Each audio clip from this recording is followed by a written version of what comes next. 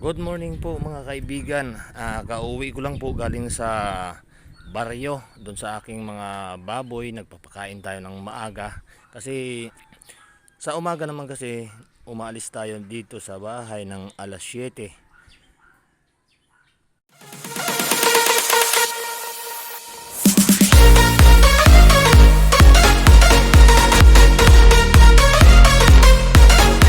Ayan mga kaibigan, kakadadating ko lang galing baryo doon sa aking mga baboy. Umuwi ako ngayon pagka linggo kasi may service kami sa church ng alas 9 ng umaga. Kaya kanina maaga ako umalis dito sa bahay at bumalik agad ako. At sa pag uwi ko dito sa bahay mga kaibigan, may nadaanan tayo sa highway na dalawang matanda. May ano sila, may pasaan-pasaan na ano ba to, bag na malaki. Hirap na hirap yung isang matanda. Taka malayo daw na yung pinanggalingan nila. Ngayon, sinakay ko na lang sila sa ano natin, sa top down natin. Yan po, kararating lang namin. Tapos pagdating dito, sinama ko nga dito sa bahay yung dalawang matanda para sabi ko pakainin muna natin kasi wala pa daw silang almusal. Tinanong ko kanina, hinintuan ko sila dun sa highway, wala pa daw silang almusal. Kaya sinaman natin dito sa bahay mga kaibigan. Ayan, nandito, pinakain natin sila.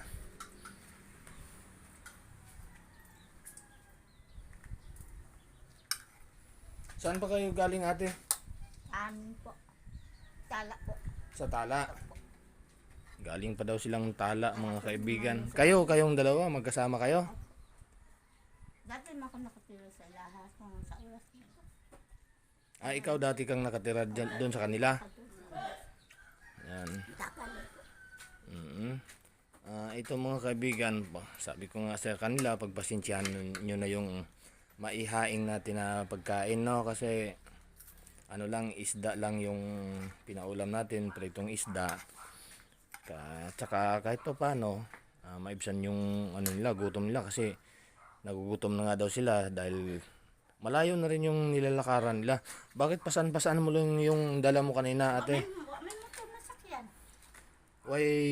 Walang motor masakyan? Ayaw may motor sa kayang bulag. Ayaw magpasakay sa inyo? Ngitang 100. Mag-inom. Mag-inom. Alin mag-inom? Ang bulag, patutoy ba? Sa bahay, sa Tala po. Sasakay sana kayo sa kanya sa Sakay tricycle. sana namin. Tapos sisingilin kayo ng 100. Mahal ang bayad ni Utoy. Mahal ang pamasahe. 100. Ngayon, ang ginawa nyo, naglalakad lang Naglakaw kayo. lang kami. Oo, kasi ang layo pa noon mga kaibigan. Naglalakad lang daw sila kasi wala naman daw silang pamasaheng 100. May pera. Ayan, ano ba itong dala mo ate? Bigas. Ayan po yung pasan-pasan niya kanina mga kaibigan. Nadaanan ko no. Ay, mabigat din. Nasa 10 kilo. Nasa 10 kilo yung ano, yung pasan-pasan ni ate kanina. Nakita ko doon na daanan. Hindi, ano pala, papunta ako doon, nadaanan ko na kayo. Doon sa bandang Sampaloc. Ngayon, pag uwi ko mga kaibigan, nadaanan ko pa rin sila, naglalakad nga. Tinanong ko sila kung saan ang punta. Dito daw sa bayan. Bayan ng San Andres. Kaya hinintuan ko sila at pinasakay natin. Kasi tingin ko kay ate, talagang nahihirapan siya dahil ito nga, mabigat nga yung dala niya. Hindi mo kaya ito? Ano? Hindi daw kaya yung isang guan.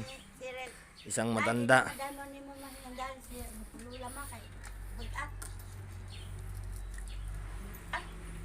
Ayan mga kaibigan. Mamaya pagkatapos lang kumain, bibigyan din natin sila ng konting bigas para makadagdag sa ano nila, sa bigas, no? Ayan.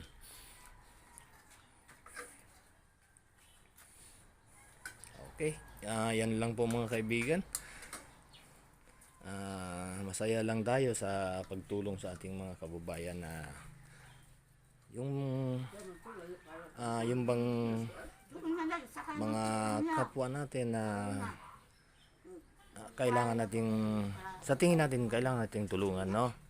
Kaya wag lang tayong mamimili din, mga kaibigan, wag lang tayo pong mamimili ng tao na tutulungan natin, no? Maging masaya lang tayo sa pagtulong sa ating kapwa, lalo na sa mga senior citizen na kagaya nila ate, na kailangan din talaga nilang kahit pa paano kunting tulong sa kanila, no?